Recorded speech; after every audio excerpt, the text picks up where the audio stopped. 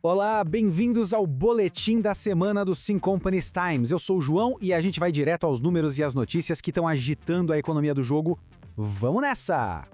Chegamos à edição 370, trazendo tudo o que rolou de mais importante até o dia 25 de setembro de 2025. Sabe como é, né? O mercado não para e a gente também não. E o que temos para hoje? Primeiro, a gente vai mergulhar no varejo de comida para entender por que as margens estão tão apertadas. Depois, um raio-x completo da indústria pesada. Vamos falar da volatilidade do aço e da estratégia de estocagem. E claro, para fechar com chave de ouro, o nosso boletim bizarro da semana. Então, a primeira grande questão: por que será que os tubarões do mercado parecem estar fugindo do setor de alimentos? Na sequência, vamos analisar a verdadeira montanha-russa que é o mercado de aço e como um recurso que parece simples, a água tem um peso gigantesco na produção. E, por último, se preparem porque vamos falar de vacas preguiçosas e, acredite se quiser, chuva de concreto. Ok, vamos começar pelo setor de alimentos. Todo mundo precisa comer, certo? Mas, mesmo assim, pouquíssimas gigantes se especializam nisso. A grande pergunta é por quê? Bom, a resposta, como quase sempre, está nas margens de lucro. E olha só, essa frase de uma fonte anônima lá da HCS Unzon Company mata a charada. É bem simples. Quando os custos de administração começam a pesar, o lucro praticamente evapora.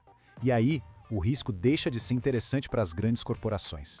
Agora vamos falar de grana. Desde o dia 12 de agosto, o setor de alimentos movimentou quase 17 bilhões de dólares. É um número impressionante, sem dúvida, mas ele não conta a história inteira. Porque de todo esse volume o lucro foi de apenas 5,5 bilhões. Isso deixa bem claro o quanto os custos de produção e operação são altíssimos. Basicamente, a maior parte da receita vai embora antes mesmo de virar lucro de verdade. E para colocar isso em uma perspectiva ainda mais clara, essa indústria toda, de ponta a ponta, representa menos de 3% da receita total do varejo. É uma fatia minúscula do bolo, o que explica totalmente a cautela dos grandes em investir pesado por aqui. E olha que os números do dia a dia são gigantescos, hein? Mais de 700 milhões de laranjas vendidas, quase 11 milhões de pessoas trabalhando no setor, e tem até magnata, o Dom Warione Exmund VII, que está sentado em cima de 170 milhões de ovos. Mas mesmo com todo esse volume, a qualidade média do bife continua baixa, o que mostra que ainda há um desafio aí. Certo? Saindo da cozinha e indo para as fábricas, vamos agora para a indústria pesada ver como as coisas andam por lá. E a palavra do momento, tanto para o aço quanto para a água, é uma só: volatilidade. Dê uma olhada nesses números do aço. O volume negociado na bolsa é quase o dobro do que é negociado por contratos diretos. O que isso quer dizer na prática? Que tem muita negociação de curto prazo rolando e isso, claro, joga a estabilidade dos preços lá para baixo. E esse número aqui é fundamental para a gente entender o cenário. Atualmente, existem 372 milhões de unidades de aço guardadinhas nos armazéns das empresas. É um sinal claro de que o pessoal está se preparando, estocando recursos para uma possível crise ou escassez. E a água, hein? Um recurso essencial para produzir outros 24 produtos diferentes, e o preço dela não para de balançar. Uma pequena variação no custo da água pode causar um verdadeiro efeito cascata em várias outras indústrias. Com certeza é um recurso para se ficar de olho. E toda essa conversa sobre instabilidade e aço estocado nos leva, claro, a uma questão de estratégia. Em tempos de incerteza, acumular recursos não é só uma tática, é praticamente uma arte. E tá aqui mais uma pérola de sabedoria da nossa fonte misteriosa na HS São Lizon Company. A lógica é bem direta. Prédio parado é dinheiro jogado fora. Já matéria-prima no estoque, isso é segurança, é poder de barganha para o futuro.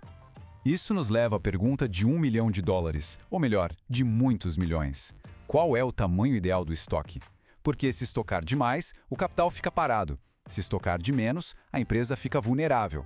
Encontrar esse equilíbrio fino é o que separa os amadores dos profissionais. E por falar em levar a estratégia a sério, que tal esse exemplo aqui? A empresa 33.000 está simplesmente com 3,5 milhões de unidades de etanol nos seus armazéns. É uma aposta altíssima e um exemplo perfeito de como algumas companhias levam a estocagem ao extremo.